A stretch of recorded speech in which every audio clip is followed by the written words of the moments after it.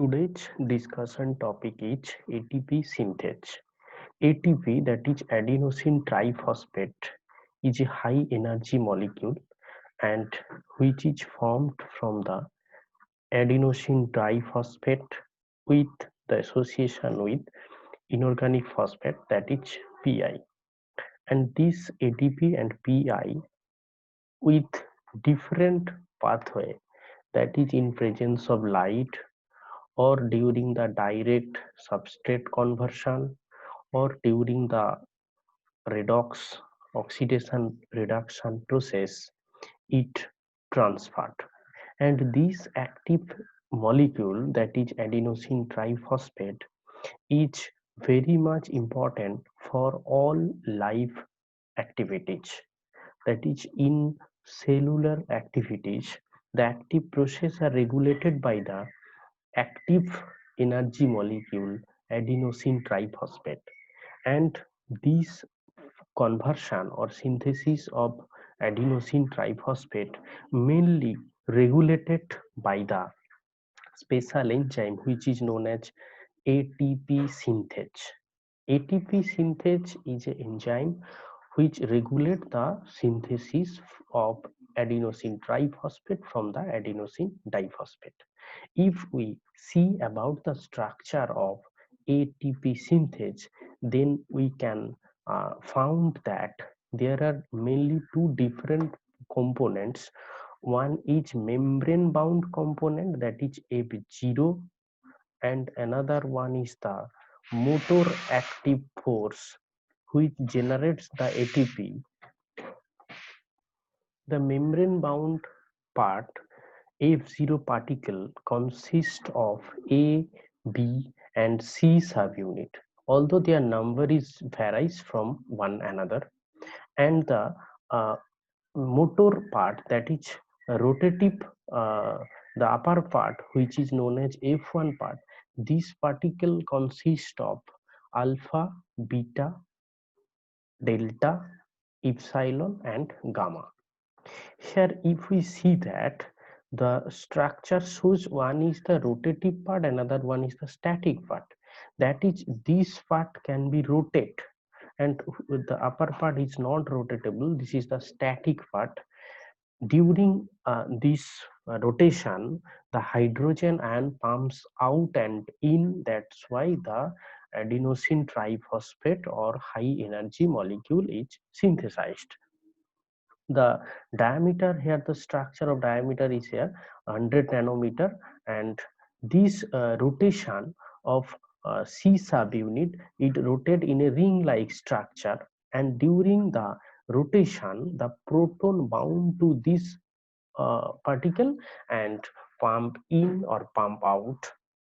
These channel regulate the synthesis of ATP.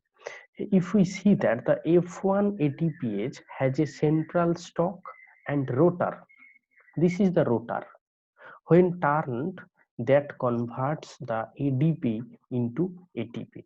So this is the actual structure of ATP synthase, and this ATP synthase and this membrane embedded part we found in membrane of mitochondria, in membrane of thylakoid, and in stroma of chloroplast, or sometimes also in bacterial cell, which is known as F1ATPH compound. This is the motor that generates the ATP, and this generation takes place the from low energy adenosine diphosphate to adenosine triphosphate. Let's come to the what are the function of ATP synthase. The function of ATP synthase is to produce adenosine triphosphate, which have already told. Each ATP synthase can produce about 100 molecules of ATP every second. So you can imagine the rate of the ATP synthesis with the help of ATP synthase enzyme. And this enzyme, across all forms of life, it has the same structure and function, and It is thought to have evolved that early on the evolution of life and would have been found in the last common ancestor of the all life on Earth. We know that all activities or active process require the ATP, so that's why the structure of ATP or structure of ATP synthase is very much similar in all living forms. Let's come to a special model which describe the ATP synthase.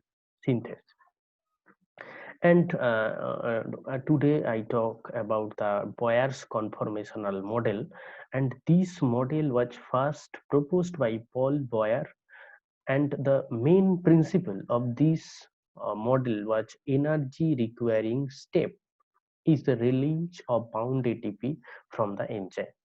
As we have already told about the different parts of ATP synthase, and it has also been proposed in this model that there are two different parts. One is the CF1 and another one is the CF0, and this CF1 and CF0 both can form a complex, and the CF0 is a transmembranous segment, and the CF1, this is the hydrophilic segment. Hydrophilic means they can uh, uh, affinitate to the water or hydro, and the CF0 translocates proton from the chloroplast lumen to the catalytic part of the enzyme, and the CF1 catalyzes the conversion of ADP to ATP. So here is the function of two different parts, CF0 and CF1. CF0 function of CF0 different, whereas from the CF1. Let's, if we see that the what is the actual mechanism of Boyer's model. In Boyer's model, there are a special structure, wheel-like structure. If we see that this is the wheel-like structure, this is the wheel-like structure, and it has three different binding sites, and these sites are also present in the CF1 part, CF1 complex. This CF1 part have the three different sites, L, T, and O. First one, the L portion. If we talk about the L portion, the adenosine diphosphate, low energy adenosine diphosphate, with the help of inorganic phosphate binds to the L site. If we see that the ADP and PI binds to the O site, after binding, this ADP and inorganic phosphate moves to the another site, that is L site. After that, this adenosine diphosphate and inorganic phosphate converted to the adenosine triphosphate in the T site.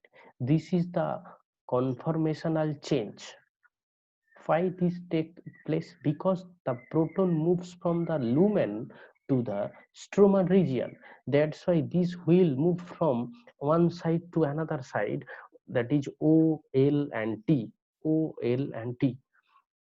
If we see the second step, the conformational change takes place, and the ATP release from the O side, and the uh, again new adenosine diphosphate and inorganic phosphate binds to the O side. That's why the ultimate process is that first adenosine diphosphate and inorganic phosphate binds to the O site, then it changes to the L site.